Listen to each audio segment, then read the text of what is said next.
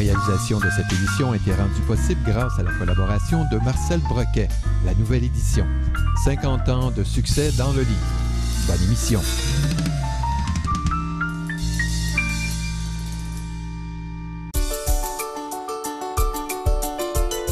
Mesdames et messieurs, bonjour et bienvenue à l'émission Au cœur des lettres. Cette semaine, j'ai le plaisir de vous présenter une romancière des Laurentides. Monique Parizeau est avec nous aujourd'hui. Monique, je peux vous appeler ainsi? Avec plaisir. J'ai eu l'occasion de lire quelques passages de votre dernier livre et je dois dire qu'on entre immédiatement dans votre fabuleuse imagination, mais imagination qui est quand même très bien documentée. C'est un voyage. Oui. Je raconte le voyage de Jeanne Barrette, qui a été la première femme à faire le tour du monde déguisée en homme. J'ai rencontré Jeanne Barrette par le biais de Bougainville. Bon, j'ai écrit un roman sur la Corriveau qui s'appelait La fiancée du vent. Dans ce roman-là, il y a la conquête. Donc, il y a Bougainville, il y a Montcalm. Et, bon, avec des recherches, Bougainville m'a impressionnée.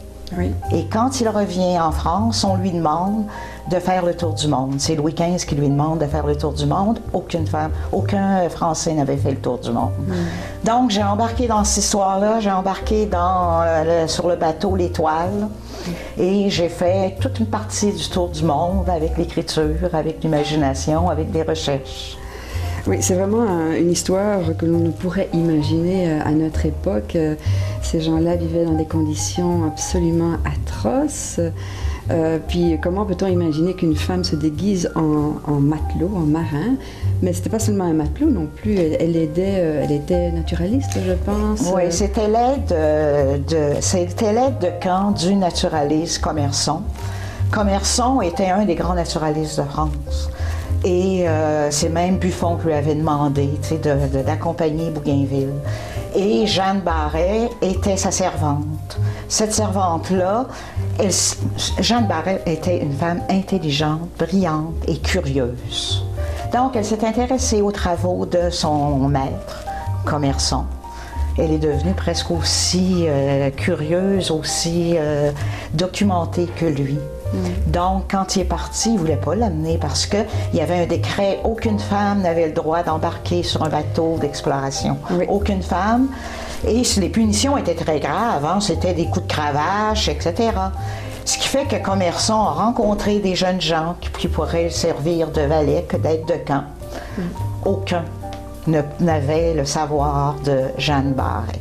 Donc, il a décidé de tricher et de l'amener avec lui. Incroyable, on est quand même en 1767.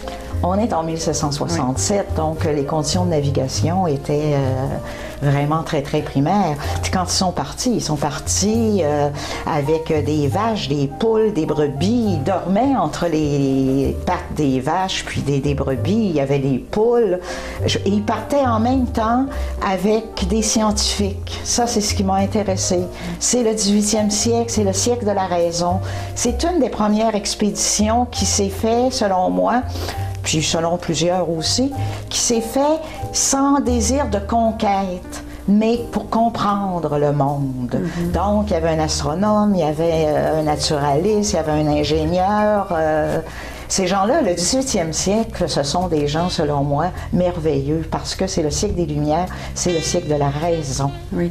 Puis vous, ça vous avait fait voyager énormément aussi, puisque ça vous a pris quand même plusieurs années pour écrire ce livre-là. C'est presque 4 ans. Oui. Alors vous, en fait, vous adorez voyager dans votre tête. Vous avez écrit quelque chose que je trouvais vraiment très savoureux. Vous disiez que écrire, c'est comme une gourmandise. C'est regarder intensément dans sa tête. Oui, je crois que j'adore les descriptions. Et je pense que écrire, j'ai l'image dans ma tête. Je sais pas, moi, j'ai Jeanne Barrette qui est en plein milieu du détroit de Magellan. Je l'imagine dans ma tête. C'est peindre avec des mots, hein? Oui. C'est peindre avec des mots, écrire. Et il y a une gourmandise. Bon, je passe l'été près du fleuve. Quand j'écris le fleuve, quand j'écris la marée qui monte, ben je le revois encore. Donc, si on grossissait de gourmandise par le regard et par l'écriture, je serais vraiment obèse. Parce que vous êtes une fille du fleuve, hein? Vous venez de Saint-Vallier, Québec. Et comment se fait-il que vous vous soyez installée dans les Laurentides? Parce que vous dites que vous adorez finalement la région du fleuve. Oui, je suis née à Québec, je passais mes hivers à Québec, mais mon grand-père a acheté une maison sur le bord du fleuve à Saint-Vallier. Et là, le 24 juin, quand j'étais petite, le 24 juin, dès que l'école terminait, on allait dans cette maison-là. Et c'était la liberté. C'était la liberté, la grève, on pouvait jouer comme on voulait. Donc, c'est là où j'ai trouvé, c'est là où j'ai joué, c'est là où se sont passés mes premiers amours, à lance aux fesses, qu'on appelait. Oui. C'est là que j'ai embrassé mon premier gars. Donc, vous étiez déjà une fille de la mer. Ah oui, déjà la mer me fascinait, les bateaux me fascinent, le coucher de soleil sur la mer me fascine. Pourquoi suis-je à Saint-Jérôme? C'est le travail. Le travail, oui, parce que vous avez enseigné pendant 25 ans. La littérature, d'ailleurs, vous êtes tombé dans les mots, vous, hein, dès votre plus jeune âge. Je lisais d'ailleurs dans quelques secrets sur Internet que vous lisiez même en secret, avec une Sainte Vierge pour toute lumière. La Sainte Vierge m'a été très utile quand j'étais petite, parce que mes parents me disaient, bon, ben Monique, c'est l'heure d'aller te coucher. Et je rentrais la Sainte Vierge lumineuse. Tu sais, j'avais une Sainte Vierge lumineuse quand même, haute comme ça. Je la rentrais en dessous de la couverture, mon livre, et là, ben la Sainte Vierge, elle descendait au fil des pages. Des pages. Vous étiez très pieuse, finalement. Ah, j'étais très, très pieuse. Vraiment, la Sainte Vierge et la littérature, vraiment, ça a été mes amis, dans le fond. C'est ça. Donc, votre imaginaire s'est développé énormément. Oui. Est-ce que c'est ce qui a fait que vous avez également été enseignée au Maroc? C'est le goût de la découverte, c'est le goût... je pense qu'il y a beaucoup de Monique dans Jeanne Barrette. Donc, c'est le goût de voir ailleurs, d'aller voir ce qui se passe dans le monde, comment les gens vivent, comment résonne la pensée humaine dans les autres cultures.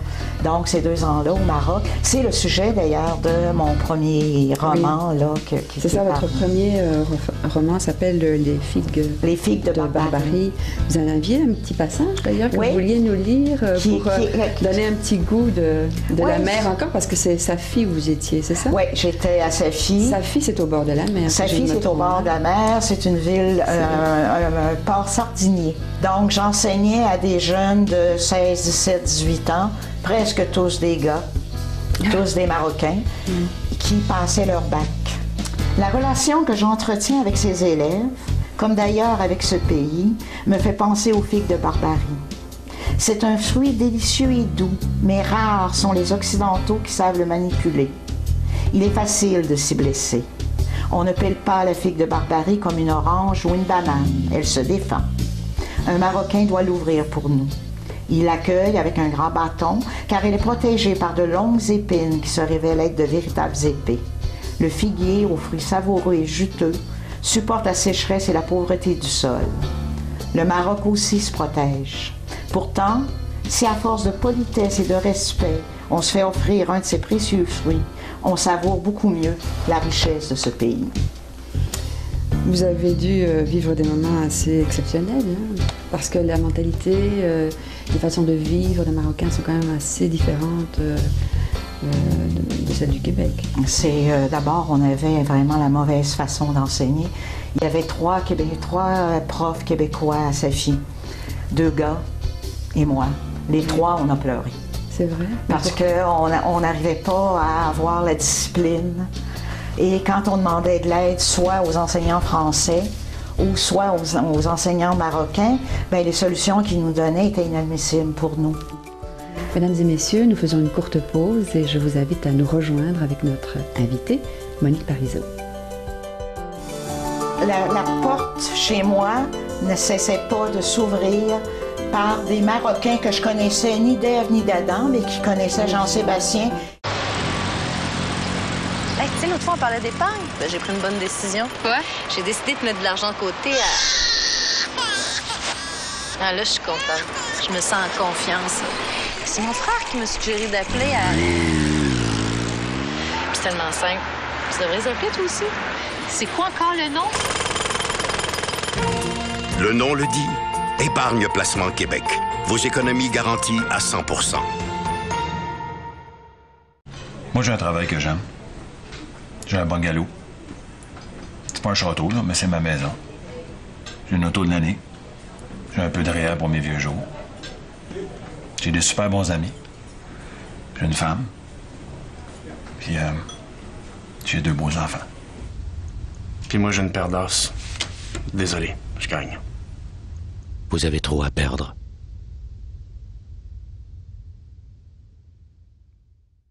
Moi et Jérémy, on a tous les deux une jambe artificielle pour aller dans l'eau.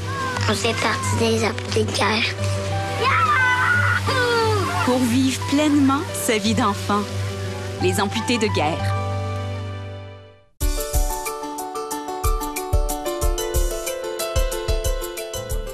Ce qui est difficile est souvent très beau.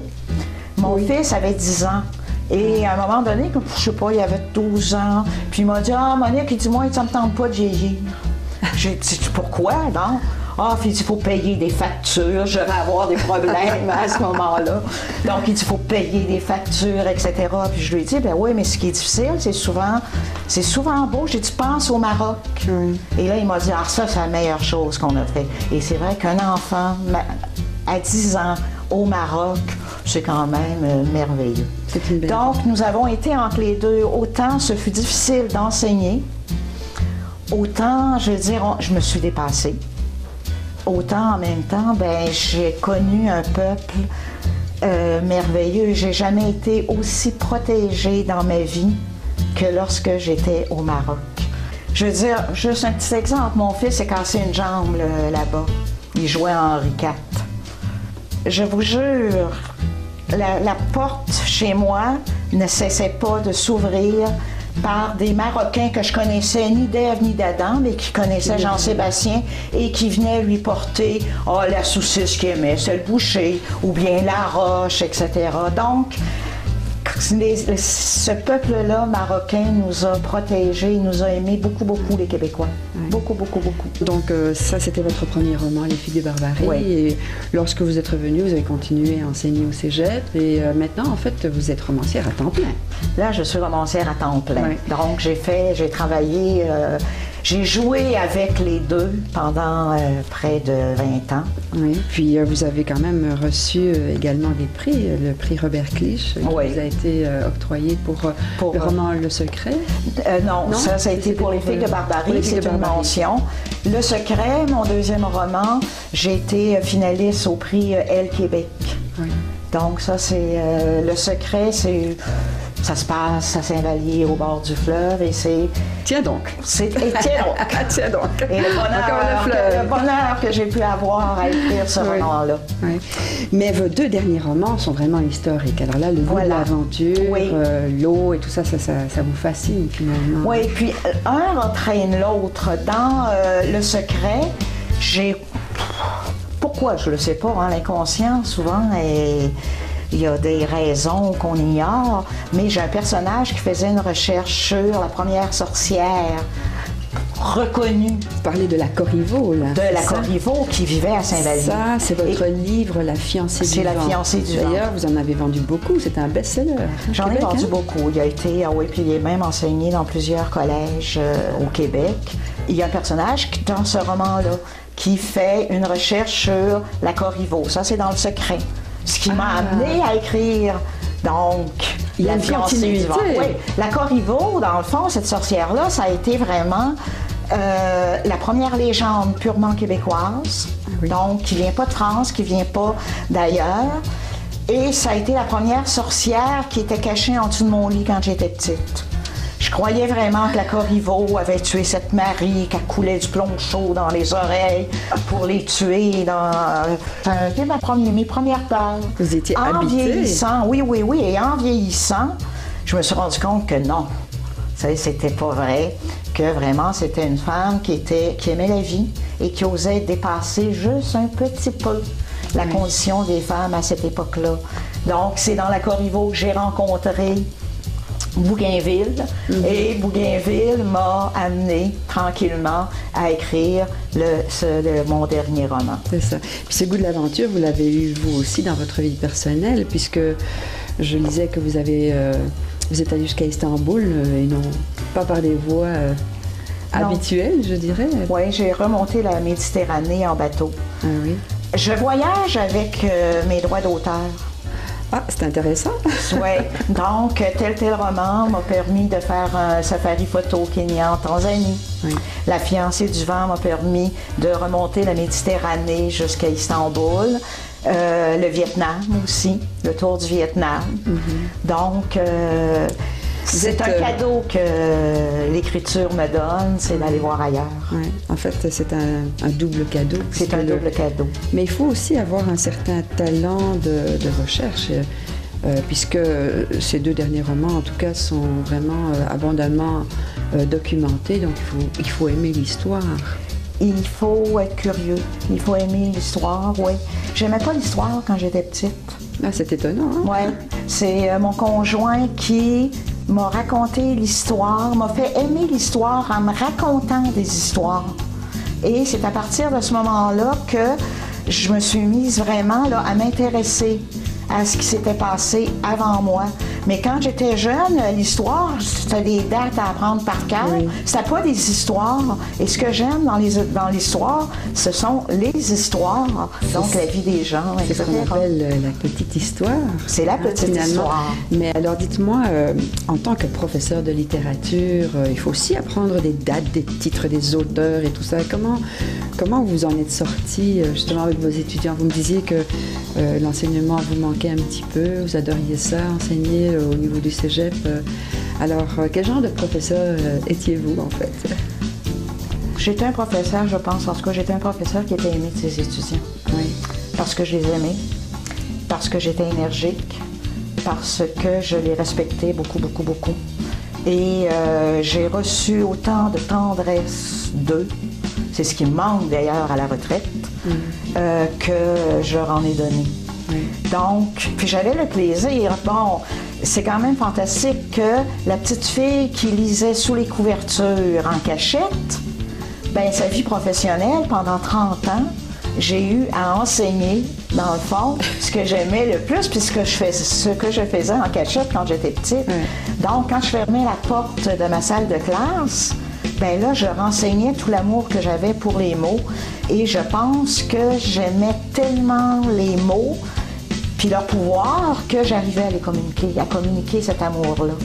Ce qui fait que plusieurs étudiants m'ont dit « Ah, Monique, c'est à cause de toi que j'ai commencé à lire » ou... Ça, on le sait tous, hein? Vous parlez des cours d'histoire tout à l'heure. Si on n'a pas un professeur qui est passionné et qui est habité par son sujet, voilà, il ne peut pas le transmettre. Non. Donc ça fait partie un peu de vos valeurs. J'imagine que vous êtes une femme passionnée. Vous aimez beaucoup le contact humain. J'adore le contact humain. J'aime les humains. Je suis touchée par les êtres humains. Et rares sont de tous les milieux. Oui. Il y a toujours quelque chose de... Il y a toujours quelque chose. Oui. Je veux dire, que ça soit dans le monde agricole, que ça soit... J'ai toujours des trucs à apprendre. Et il y a toujours quelque chose de bon à aller chercher chez un être humain. Oui. Puis j'essaie toujours d'aller vers ce petit sentier-là qui m'amène à l'aimer. Mesdames et messieurs, je vous invite à nous rejoindre dans quelques instants pour la suite de l'émission Au cœur des lettres. Elle était arrivée au bout du monde, au bout de la mer Atlantique. Elle gonfla ses poumons d'air pour mieux sentir les effluves un peu âcres. Moi, j'ai un travail que j'aime. J'ai un bungalow. C'est pas un château, là, mais c'est ma maison. J'ai une auto de l'année. J'ai un peu de réel pour mes vieux jours. J'ai des super bons amis. J'ai une femme. Puis, j'ai 2 beaux enfants. Puis moi, j'ai une paire d'os. Désolé, je gagne. Vous avez trop à perdre.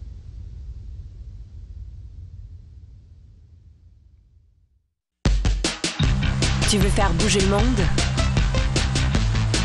Échafauder de grands projets. T'es fasciné par les théories du chaos?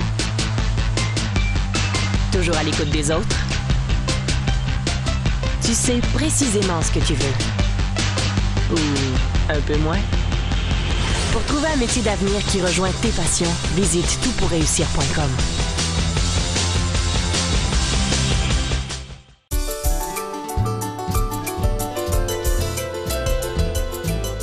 Vous aviez relevé une phrase ici d'Aragon. Oui. Je vais vous la lire, mais j'aimerais ça que vous me l'expliquiez un petit peu après. Aragon dit « C'est un rêve modeste et fou. Il aurait mieux valu le taire. Vous me mettrez en terre. Vous me mettrez avec en terre, comme une étoile au fond d'un trou. » Il disait ça à propos de quoi, en fait? C'est un rêve, avoir été peut-être utile. D'abord, dans cette première phrase, ce que j'aime, c'est le peut-être. Donc, il y a toute une humilité. Bon, le poème s'appelle « J'entends, j'entends ». Et Aragon dit « J'entends, j'entends. Il y en a qui s'en allaient et ne demandaient que du feu, et pourtant vous leur avez refusé. Et je vois vos visages ravagés, vous regardez m'arrache l'âme. Et par les mots, par ma poésie, j'essaie de vous aider parce que ma douleur est aussi la vôtre, je vous ressemble. C'est un rêve modeste et fou, avoir peut-être été utile. Il aurait mieux valu le taire. Mais quand il dit mes commentaires avec comme une étoile au fond d'un trou, ben même mort, il brillera encore. Il brillera encore et son étoile, elle est là avec lui dans le fond du trou et je trouve ça merveilleux. J'espère que j'aurai une étoile. En fait, à vous voir et à vous entendre, je suis sûre que vous avez fait naître beaucoup d'étoiles dans le cœur de vos élèves, hein, parce que finalement la littérature c'est un monde absolument merveilleux lorsque... Je pense que les plus beaux moments de ma vie d'enseignant, c'est quand tu as 30 étudiants qui sont obligés de suivre des cours de français alors que vraiment, là, ça leur tente pas. Ils n'aiment pas ça, le français. Ils sont en technique infirmière, ils sont en électrotechnique. Ils ont d'autres choses à faire que lire La peste de Camus. Mais, et soudain, là, j'ai 30 yeux qui m'écoutent, qui me regardent, puis qui sont intéressés à le bonheur d'enseigner. Oui, mais vous avez une certaine responsabilité, puis vous l'assumez finalement. Il le faut. Oui, il le faut, c'est important. J'ai travaillé toute ma vie dans ce que j'aimais, mais quand des étudiants arrivent puis me disent « Ah, Monique, je ne sais plus, je suis en technique d'éducation spécialisée, mais je ne suis pas sûre si j'aime ça, etc. Mais là, je vais perdre un an. » Je leur dis « Ah, c'est pas grave. Perds un an, mais... » Puis là, je leur parle de mon cas. C'est ça. Mais perds un an, mais l'important, c'est d'aimer ce que tu vas faire dans la vie parce que tu vas le faire toute ta vie. Et une peine d'amour, c'est triste. Mais quand on aime son travail, elle passe mieux. C'est ça. Donc, j'aimerais ça que vous me lisiez un petit passage de votre fameuse héroïne, Jeanne Barrette. Donc ça, c'est vraiment votre dernier livre qui va être en librairie bientôt et qui s'appelait donc Jean Barré. Oui. Donc, le passage que je vais vous lire, ça lui a pris 4 mois à traverser l'Atlantique. Donc, elle est partie de Rochefort. Elle est partie de Rochefort le 1er février. C'est fou, hein? J'ai écrit 1967. Donc, elle est partie le 1er février 1767. Et le passage que je vais vous lire, elle arrive devant Montevideo. Là, elle arrive, c'est la première fois là, qu'elle voit la Terre. C'est la première fois là, qu'elle sent, qu'elle respire la Terre. Donc, ça lui a pris 4 mois. Enfin, elle est de l'autre côté.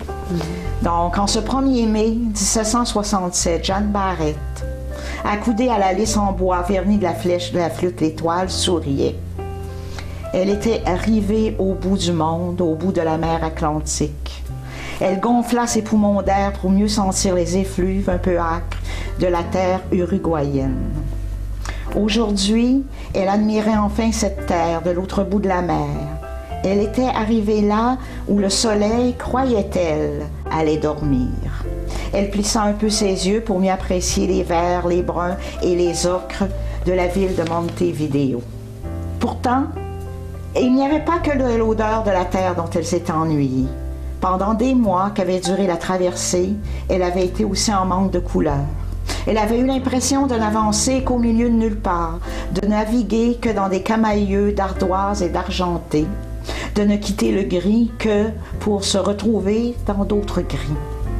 Pourtant, lorsqu'elle observait le dessinateur de l'expédition Jossigny regarder Elle savait qu'elle se trompait, que son œil était impotent, qu'elle était aveugle à l'opulence des couleurs qui enthousiasmaient le dessinateur.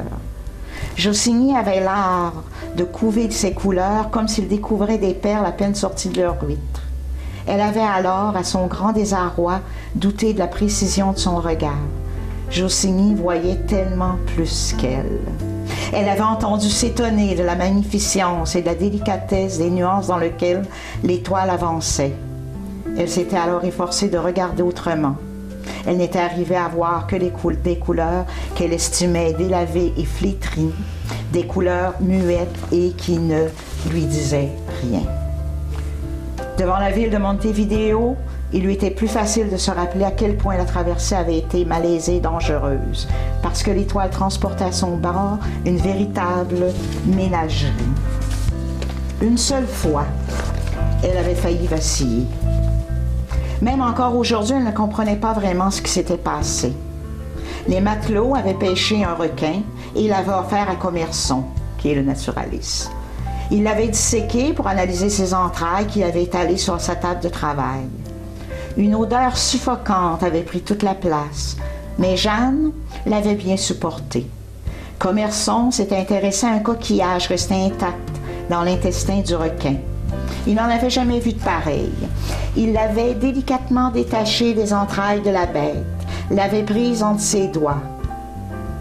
Et le coquillage était pulvérisé en un petit monticule de pourpre, comme s'il n'y avait jamais eu de forme, comme s'il n'avait jamais existé.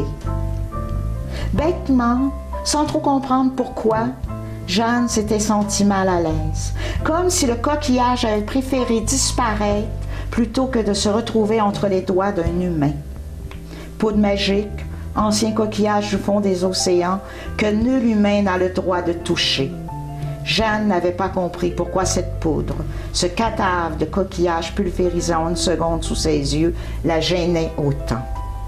Elle avait quitté la cabine. Pour la première fois, et sans saisir les raisons, elle avait eu un soupçon de doute sur la valeur de l'expédition. N'irait-elle pas déranger ce qui ne devait pas l'être? Y aurait-il offense? Le secret des choses, s'il était découvert, analysé, se métamorphoserait-il toujours un petit paquet de poudre impossible à saisir et qui ne signifiait plus rien? N'étaient-ils pas des usurpateurs, des voleurs de mystères, des mystères qu'il était impossible de capturer? Monique, on aimerait vous suivre au bout du monde avec cette héroïne dont vous nous parlez. Elle se pose beaucoup de questions. Oui, c'est ça. Je pense qu'on va devoir vous inviter une autre fois. Avec le plaisir. temps passe trop vite. C'est vrai qu'on parle quand même de presque un tour du monde. Mais en tout cas, je voulais vous remercier d'avoir participé à notre émission Cœur des Lettres et dire que continuez d'être une femme aussi active. Il y aurait tellement d'autres choses à dire à propos de vous, mais on sent que la passion est au bout des mots. Alors, bonne chance dans votre métier de romancière et de conteuse. Un grand merci, tout plaisir était pour moi. Mesdames et messieurs, je vous invite à une autre semaine de lecture. Et n'oubliez surtout pas de lire le dernier roman de Monique Parizeau que nous recevions cette semaine et qui s'intitule Jeanne Barrette, la première femme qui a fait le tour du monde déguisée en matelot au XVIIIe siècle.